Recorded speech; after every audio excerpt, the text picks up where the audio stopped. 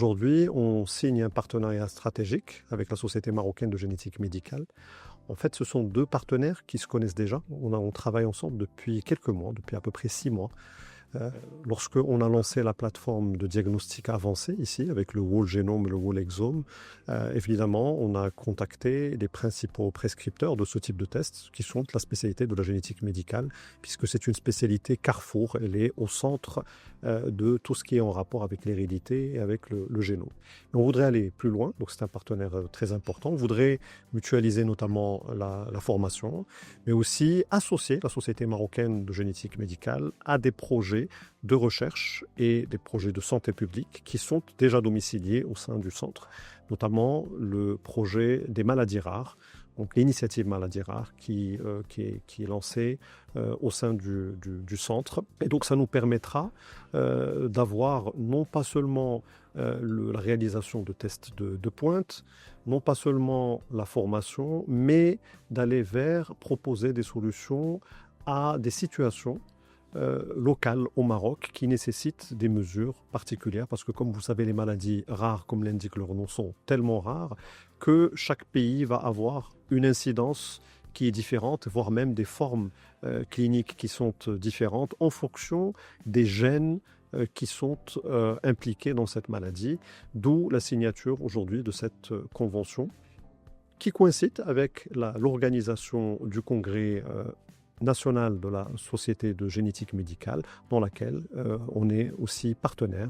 Aujourd'hui, notre centre accueille les ateliers, workshops de ce congrès pour permettre aux différents invités à ce congrès de bénéficier de la plateforme technologique du Centre Mohamed VI de la recherche et de l'innovation. La première étape, c'est une étape diagnostique et c'est, comme vous le savez, c'est vrai que demain, on aura des traitements qui sont personnalisés selon le principe de la médecine personnalisée. Pour que les traitements puissent être personnalisés, il y a un certain nombre de prérequis. Parmi les prérequis est que la maladie soit étudiée sur le plan génétique et génomique de la façon la plus pointue. Mais pas seulement, il faut qu'on puisse avoir les datas de ces patients-là, qu'on puisse connaître leurs caractéristiques aussi cliniques. Il ne faut pas s'arrêter juste au côté laboratoire, comment cette maladie s'exprime, comment cette maladie évolue, quels sont les traitements qui sont déjà reçus par ces patients-là, d'où l'importance de mettre en place des infrastructures qui permettent d'avancer très rapidement dans ce domaine. Alors pour rappel, je vous remercie pour votre question. Aujourd'hui, le Centre Mohamed VI de la recherche et de l'innovation dispose d'une biobanque, dispose d'une plateforme et dispose de capacité de stockage, un serveur local.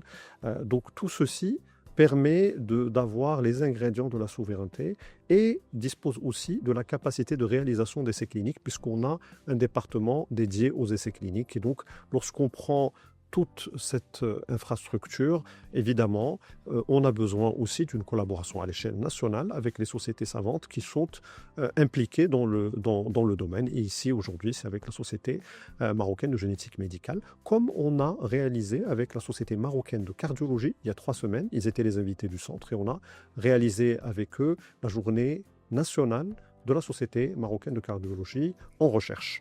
Donc, aujourd'hui, lorsqu'on développe une plateforme, il faut aller vers l'utilisateur, d'où l'importance des sociétés savantes et d'où la collaboration entre le Centre Mohamed VI de la recherche et de l'innovation et les différents intervenants. En fait, on a déjà des collaborations. Par exemple, si on prend la biobanque du Centre Mohamed VI de la recherche et de l'innovation, il y a une collaboration avec l'agence dite CIRC, ou IARC, qui est l'agence des Nations Unies qui s'occupe notamment de la cancérologie et des biobanques. Donc ceci, c'est juste un exemple, mais il y a aussi des collaborations avec des entités européennes, nord-américaines. C'est très très important. Asiatique, on a reçu hier une visite d'une délégation sud-coréenne. Donc oui, tout à fait, vous avez parfaitement raison.